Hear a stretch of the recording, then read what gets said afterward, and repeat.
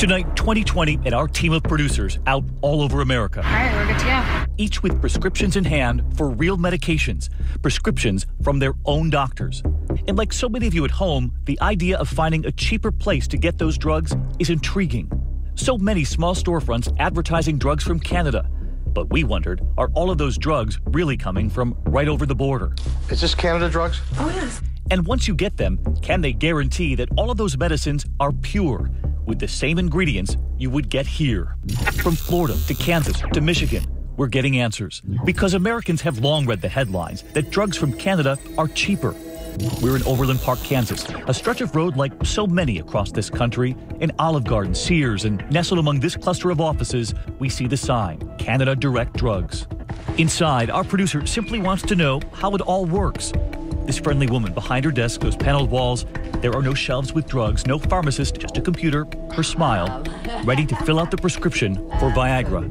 We listen to her pitch. It has to go through a pharmacist just like it does here. Okay. So they look at your medical history, make sure nothing's going to counteract with anything else. So. And our producer asks, where do we pick up the drugs? This does take 2 to 4 weeks. Okay, you can deliver it though, right? It'll go to your house. Right. It can't come here. It can't come here, she says. And we ask, where is the medication coming from?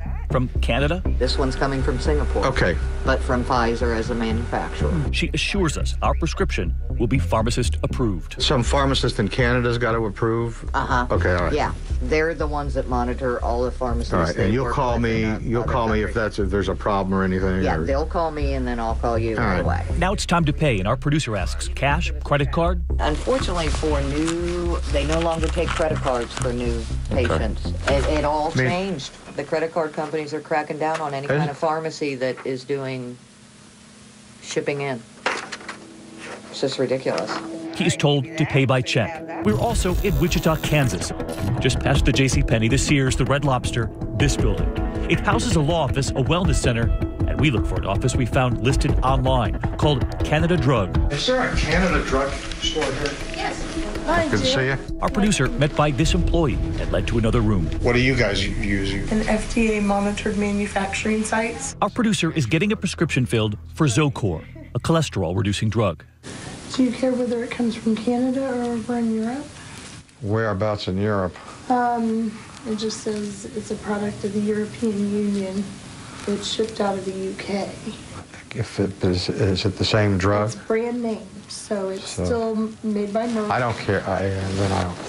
Wherever it's cheapest. He places the order. And our team on the move again, this time in Ocala, Florida. We drive past this CVS, and about 50 yards away, this building housing a CPA and accountant. And on the door, the sign, Canadian Meds. As we enter the bookshelves, the framed CPA's license hanging on the wall. And our producer brings a prescription for Cialis. He places the order. They tell him it's going to be the cheaper, generic version of Cialis. And they offer more of the drug than his prescription asked for. My prescription was only for 3 pills, a trial pack, and they weren't able to do that. So she actually changed my prescription so that she could order me more pills. And again, in this case, he says she vouched for the medication and reminded him this route is far cheaper. She said it's completely legitimate, it is full-on safe for you, and it's just 70 to 80% cheaper. And one more stop in Bellevue, Florida. We pass by one of the largest senior living communities in the country.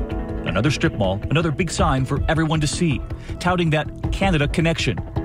Inside, the owner fills our producer's prescription for Propecia hair loss. From behind his desk, images of Abe Lincoln, John Denver, James Dean, hovering above. He said that he'd been doing it for years and had medication shipped all across the country. They, too, changed the quantity on the prescription. Instead of 30 pills with an option to refill, they ordered him 100 pills of a generic right there on the spot. Remember, all legitimate prescriptions from our producer's own doctors. Prescriptions filled at storefronts or offices, all with Canada in the name. What percentage of the drugs you're getting through those storefronts are actually from Canada? A very small percentage. Howard Sklamberg is with the FDA's Global Regulatory Operations. He's also a former federal prosecutor. They could have dangerous contaminants And that's just a really, really, really big risk to take with your health. And federal authorities point to these images tonight. Counterfeit drugs coming from unsanitary manufacturing conditions. Look at these fake antibiotics being pumped out by this filthy pill press in Colombia. Interpol agents raiding this fake Viagra manufacturer in Peru. And look at this cement mixer in China. Authorities say was used to grind and mix counterfeit antibiotics. But where would our drugs come from? The medicine starts arriving in the mail. Remember, we ordered Viagra, Zocor for cholesterol, a generic form of Cialis, and a generic of Propecia for hair loss. We sent all 4 to be tested. Our camera's rolling right there in the lab. Mike Dalton works for drug giant Eli Lilly's global protection team. It's our job to test the product, the packaging, and determine if it's authentic or counterfeit. Our first drug, the generic Cialis that we ordered back at that accountant's office, where they changed the number of pills on the prescription. When the package arrived, we got a generic drug from India that authorities tell us is not even approved here in the U.S. We have enough information here to conclude that this would be a counterfeit tablet. Their testing device shows it fails. And what exactly would they find inside? Dalton comes from the lab with the charts. These are the test results right here. That's correct.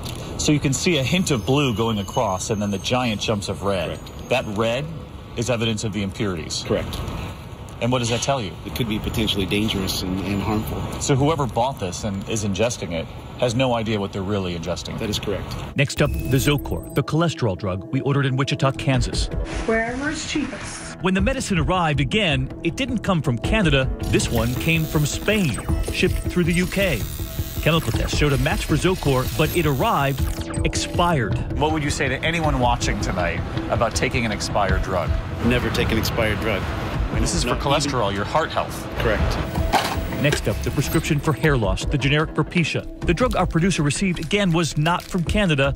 It was a generic from India. And again, the medicine received is a drug not even approved in the United States. And the red X, it fails. It's not matching. The chemical test on the drug reveals an unknown ingredient, unknown properties, mixed in with the active one.